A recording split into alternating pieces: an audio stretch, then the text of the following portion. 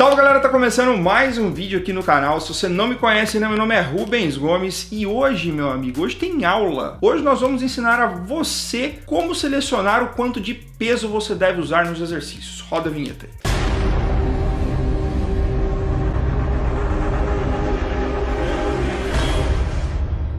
Pois bem, galera, há muito tempo já eu venho meio que na minha cabeça pensando assim, cara, eu acho que a galera já entendeu essa coisa de quanto de peso que eles devem treinar, porque é tão simples, cara, não é possível que os caras ainda quebrem a cabeça com isso, tipo, quanto de peso eu tenho que usar, quanto que eu ponho no supino e tal, mas bem, eu recebo muitas dúvidas, seja na consultoria ou no meu Instagram, no meu e-mail, perguntando com quanto de peso as pessoas devem treinar. Então eu preparei a aula de hoje para vocês, para tentar explicar de uma forma simples como que você vai entender com quanto de peso você tem que treinar. Essa aula aqui, ela é muito importante porque ela vai fazer parte lá na frente de um entendimento de todo mundo que está estudando minhas aulas de periodização. Se você quer assistir essas aulas, vou deixar no e-card aqui, tem uma playlist no meu canal só de periodização prontinha para você. É muito importante que vocês anotem tudo, então pega a folha, pega o lápis, o papel, caneta, o que você tiver aí, que eu acho que vai ser importante para você fazer algumas anotações, ok? Vamos lá. Fiz um esboço aqui, eu tenho um quadro aqui atrás de mim, que eu fiz alguns raciocínios para vocês poderem irem junto comigo no processo de entendimento, tá? A primeira coisa que a gente tem que entender é como que era feita a prescrição de carga antigamente. Bom, no Brasil chegou para nós via literatura internacional os testes de repetição máxima. O teste de repetição máxima, ele escolhia um determinado exercício, colocava você lá quando chegava na academia e você era testado com quanto de peso, quanto máximo de peso você conseguiria fazer um único movimento. Então começava lá com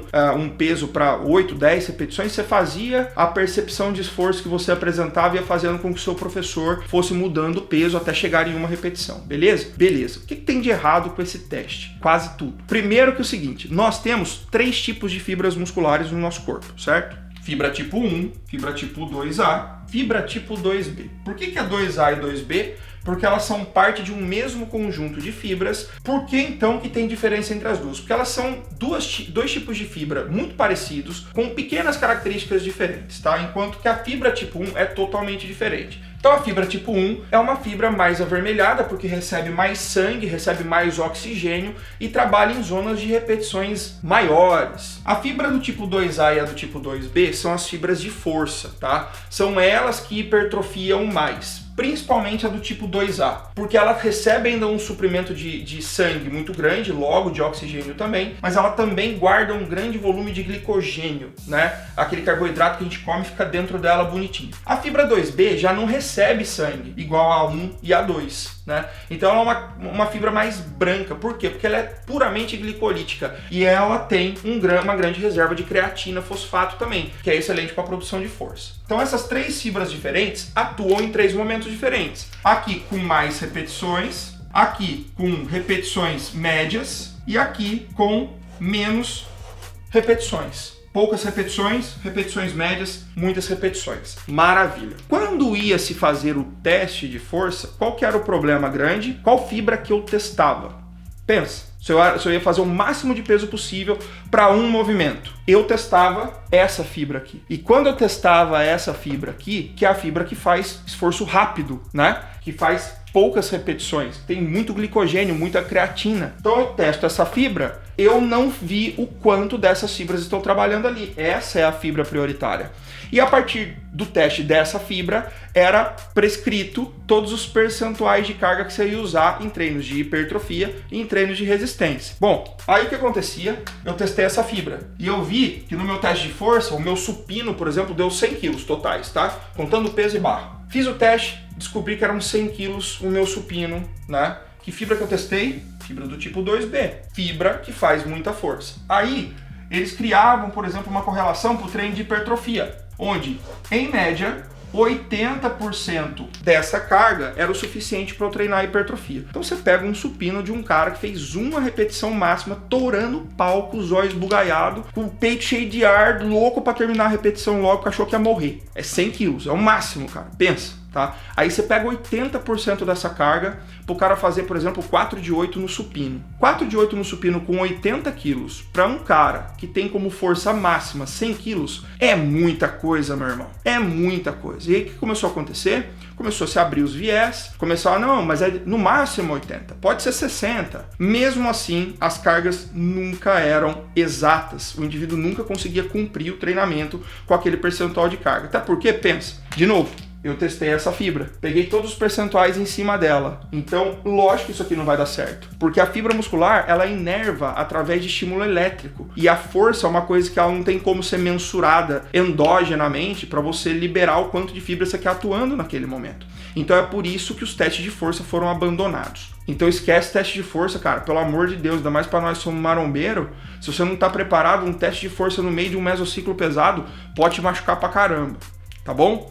Bom, definimos aqui então que o teste de força não era o ideal porque ele mensurava o quanto de uma fibra apenas estava trabalhando enquanto as outras duas não foram medidas. Maravilha. Na prática, isso aqui ficou ainda mais inviável quando a gente começou a perceber que, por exemplo, se eu faço um estímulo de força hoje, trabalhei um movimento para 100 quilos e comecei a estimular minha força muscular, trabalhei com uma zona de repetições mais baixas. Em 2, 3 semanas eu progredi de 10 a 15% da minha carga. Ou seja, aquele teste que você fez de 100 quilos há apenas 1, 2, 3 semanas atrás já não serve mais. Porque a minha força aumentou e se eu não escalonar esses percentuais, eu vou fazer 4 de 8 sem sentir meu peito trabalhar, se isso tudo estiver certo. Porque minha força já aumentou demais. Então você pega um indivíduo que é iniciante, por exemplo, que ele acabou de chegar na academia, ele vai pra lá, cara, e a força dele dobra, triplica em 2, 3 semanas. Se você, né, é um praticante, você sabe, foi assim no começo pra você. Se você é educador físico, você sabe, você tá na sala de musculação. Então os testes de força ficaram realmente muito inviáveis, né? Na prática, ele não funcionou por conta disso. As fibras musculares que trabalham naquele momento não eram as mesmas, então não era muito prático de se ver. Pô, e aí, Rubens, eu fiquei perdido agora, cara. Você falou que isso aqui não é o ideal. Quando que eu aumento o peso? Pois é, o teste, um dos outros motivos que faz com que esse teste não seja bom é exatamente o fato de você, professor, escravizar o seu cliente quando ele faz esse teste aqui. Porque se o cara viu que a carga dele de hipertrofia era 80 quilos, ele só vai aumentar o peso quando você fizer um novo teste ou quando você falar que ele pode aumentar. E musculação não é isso. Existe uma maneira muito simples de você periodizar carga. Tudo é periodizável, tá? Então, periodização de carga, ela é muito fácil de você manusear. Esse vídeo eu vou dar os primeiros passos para vocês aprenderem, tá? Tudo ficou solucionado quando nós encontramos zonas de repetições que trabalham cada uma das valências de forma diferente. Gente, tudo é força, tá? Tudo é força. Só que eu vou colocar como força pura. Vou colocar aqui até. Força pura. De 1 a 5 movimentos trabalha em demasia fibras que produzem força pura. De 6 a 15 movimentos foi a zona de repetições onde mais se observou hipertrofia muscular. É só aqui que hipertrofia, Rubens? Não, você pode hipertrofiar fazendo de 1 a 5, você pode hipertrofiar com mais de 15 movimentos sem problema. Isso aqui é o que mais tem acurácia. E aqui de 15 até o infinito é quando nós estimulamos mais a resistência. Ficou um pouco diferente agora, Rubens, mas ainda assim, com quanto de força que eu trabalho nessas zonas aí, o quanto você conseguir. Nós preferimos seguir o caminho de prescrição de carga limítrofe, ou seja, uma vez que eu delineie para o meu cliente a zona de repetições que ele vai trabalhar, tudo que eu preciso pedir é que a carga seja limítrofe, ou seja, supino 4 séries de 8 a 10 movimentos. Com quanto de peso, coach? Limítrofe. Então vamos supor que você vai fazer uma prescrição para um cliente seu, falando para o cara que ele tem que fazer supino 4 séries de 8 a 12 movimentos. Basta que ele entenda que a carga que ele tem que colocar tem que ser pesada o suficiente para que ele faça no máximo 12, mas não pesada a ponto dele não cumprir no mínimo 8. Então, entre 8 e 12 movimentos está certo para ele. Isso dá uma consciência para o seu cliente de que ele tem que trabalhar sempre perto da zona alvo que você quer para ele, porque o seu músculo ele não sabe contar. Ele não sabe que foi 4 e não 3, 4 e não 5. Isso é uma coisa que nós produzimos como um padrão de repetição para estimular lá faz excêntrica e concêntrica. Nada mais do que isso. Então o importante é que o meu cliente esteja dentro das zonas. Ah, mas eu tenho que deixar uma zona tão grande para ele? Não precisa. Aqui você pode trabalhar de 1 a 3, se é um cara mais avançado. Você pode trabalhar de 3 a 5, se é um cara que você acha que ele não está preparado para fazer série de 1 movimento, que é muito peso para ele. Você pode trabalhar aqui, ó, de 8 a 10, que é a meiuca ali, que é pro cara hipertrofiar tecnicamente mais, né? Você pode escolher, é um cara que ele oxida melhor, ele se recupera muito mais rápido, vou deixar a zona de repetição de 10 a 15. Então você vai brincando com as zonas de repetições, pedindo que o seu cliente trabalhe com carga limítrofe. O que isso vai incidir? Vai incidir no seguinte: se eu quero aumentar a intensidade do treino de um cara, qual que é o máximo de intensidade que um bodybuilder pode ter focado no objetivo dele? É trabalhar essa zona aqui, ó. Maior parte do tempo um bodybuilder vai trabalhar aqui, entre 6 e 15 movimentos. Por quê? Porque aqui tem menos chance de hipertrofiar e aqui tem menos chance dele hipertrofiar. Então, toda vez que eu quero que o meu bodybuilder descanse, eu não preciso reduzir o peso que ele vai treinar. Eu posso simplesmente mudar o tipo de estímulo de esforço que ele dá. Se eu mudar para cá, a carga vai subir. Então o elemento que eu quero desafogar do treino dele, eu não consigo. O que eu faço? Eu passo série de 20 movimentos. Ninguém fazendo 4 de 20 consegue manter a mesma carga que se fizesse 4 de 8. Então eu consigo mexer com o quanto de peso esse cara ergue, simplesmente mexendo pelas repetições. Parece meio óbvio agora no final, né? Mas é que realmente isso é uma dúvida muito frequente. Com quanto de peso eu faço?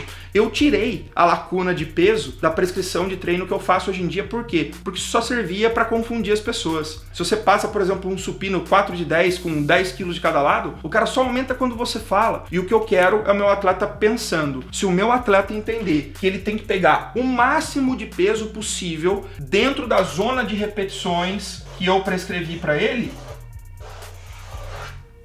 bingo, meu amigo, tá tudo certo, porque não importa mais qual o treino que eu vou passar para ele, ele sempre vai saber o peso que ele tem que trabalhar, que é o quê? Limítrofe. É isso aí, aprendam isso. Carga limítrofe é a base e é uma base muito importante do que eu vou continuar ensinando para vocês aqui nas aulas de periodização, tá legal? Espero que você tenha gostado desse vídeo. Se você gostou, deixe seu comentário, deixe seu like. Se você curte aulas assim como essa que eu dei nesse momento, que a gente traz mais vezes aqui no canal para vocês. Um grande abraço, te vejo em breve. Falou, fui!